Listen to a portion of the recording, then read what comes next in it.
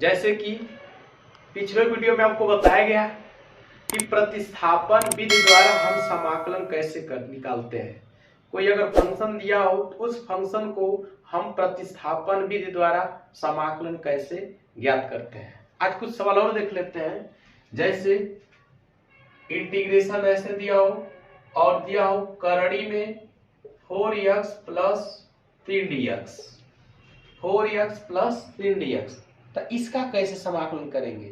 तो सबसे पहले आपको दिमाग में रख लेना है कि जो करड़ी के अंदर जो भी कुछ लिखा हो उसको t मान लेते हैं। देखिए माना 4x प्लस 3 बराबर क्या t, अवकलन करेंगे तो 3 का 0, x का dx 4 dx बराबर क्या हो जाएगा dt, तो dx बराबर 1/4 dt।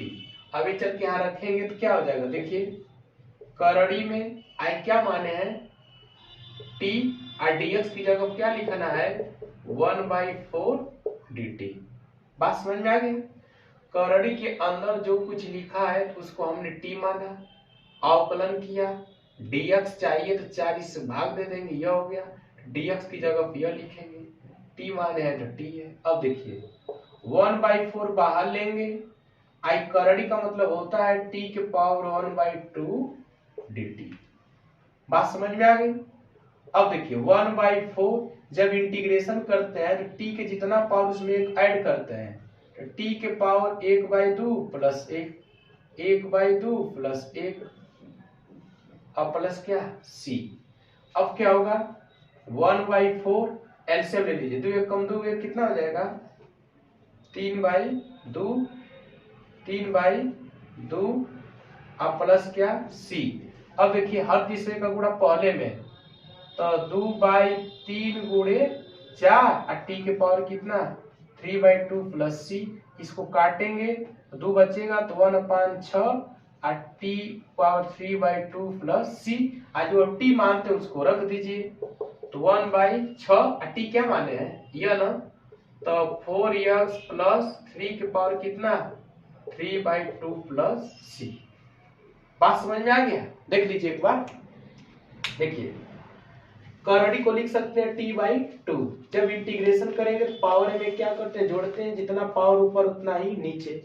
एलसीएम लेंगे तो 2 एक कम 2 एक कितना 3/2, यहाँ भी वही होगा 3/2। हर तीसरे का गुणा पहले में 3/2 और 4 है तो 4 है और t पहले से है, इससे यह कटेगा तो 2 बचेगा, 2 3 कितना हो जाएगा 6 और t पावर 3/2। t जो मानते हैं वहां पर रख देते हैं। बात समझ में आ गई। तो कहने का मतलब कि देखिए अब यही समस्या एक ये हो रही है कि कैसे पहचानेंगे कि यह सवाल प्रतिस्थापन विधि से लगाना है।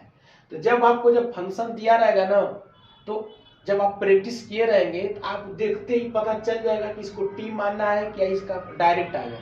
कहने का मतलब ये है कि कोई भी अगर फंक्शन दिया है तो उस फंक्शन सिंपल है तो ठीक है, और अगर नहीं है तो उसको t मानकर या किसी तरह से उसको स्टैंडर्ड फॉर्म में बदलेंगे। जो स्टैंडर्ड फॉर्मूला बताया गया है जब उस फॉर्म में बदल लेंगे तभी उसका समाकलन जानते हैं, क्योंकि इसका हम डायरेक्टली जानते नहीं है, बिना t माने लगाना मुश्किल है। इसलिए जो भी हो आपको दिख जाता हो, जब फंक्शन दिया रहेगा तो आपको ये दिख जाएगा कि हमें t मानने की आवश्यकता है, और अगर t मानने की आवश्यकता है तो डायरेक्ट देख कर बता दें, लेकिन आपको प्रैक्टिस होना चाहिए। और समाकलन की जानकारी लेने के लिए आपको अवकलन की भरपूर जानकारी और त्रिकोणमिति के सारे फॉर्मूले आपके दिमाग में होना बहुत जरूरी है, और अगर ऐसा नहीं तो फिर समस्या है। बात समझ में आ गई ना। ठीक, आगे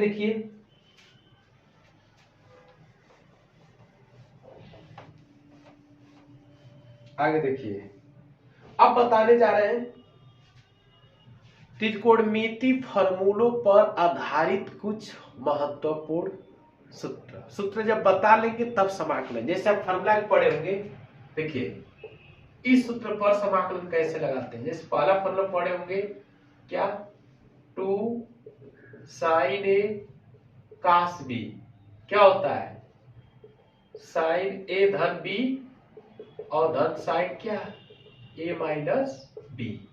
दूसरा पढ़े होंगे 2 cos a sin b, तो क्या होगा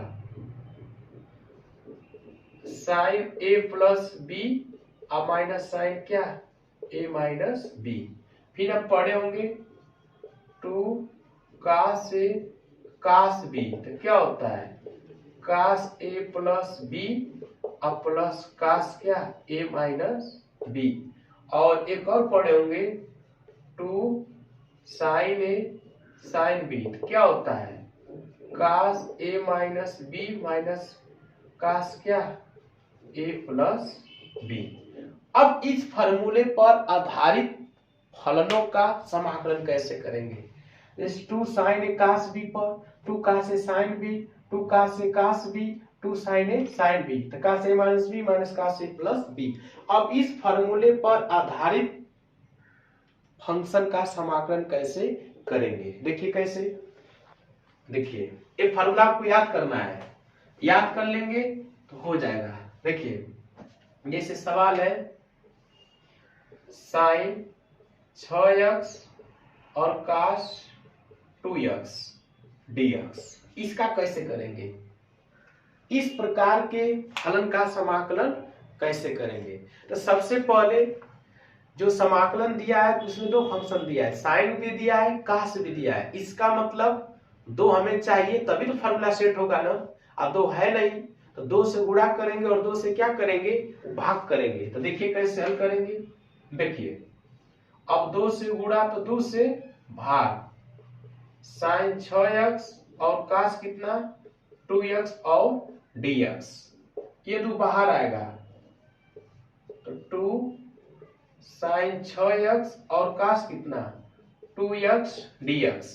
और अभी फॉर्मूला आपको बताया हूं कि 2 साइन a कास b, क्या होता है formula 2 sine a cos b, अभी लिखा हूं तो होता है साइन a प्लस b, तो a प्लस b का मतलब यह और sine a minus b 6x minus 2x और dx, तो 1/2 6 कितना होगा 8 और 6 में से 2 जा कितना हो जाएगा 4x dx। बात समझ में आ गई ना। तो 1/2 अलग अलग लिख दीजिए, integration sine 8x dx integration sine 4x dx। अब कर दीजिए तो 1/4 साइन का समाकलन क्या होता है माइनस कास 8 है तो 8x, x का गुणन 8 है ना, नीचे लिख देते हैं बस। देखिए साइन का माइनस कास 4x है, x का गुणांक 4 है, कहां लिख देंगे 4 और प्लस क्या c, ये आपका आंसर है।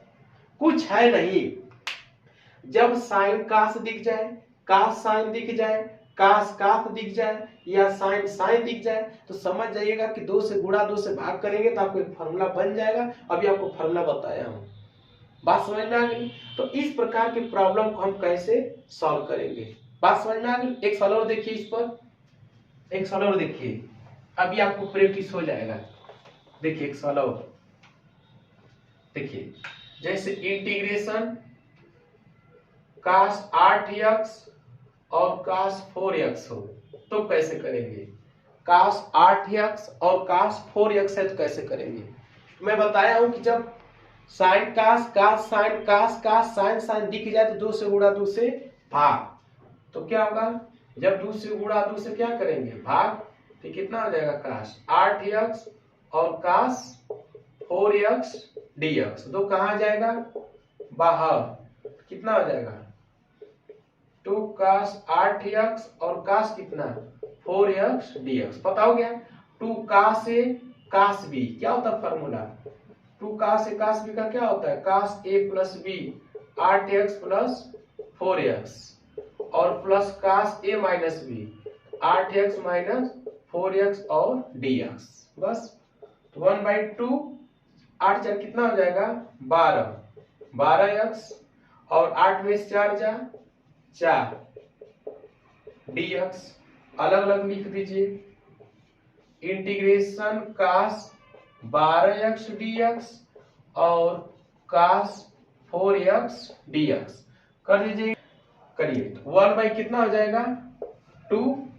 कास का क्या होता है समाकलन साइन 12 है तो 12x, x का गुणांक 12 है तो नीचे लिख देते हैं।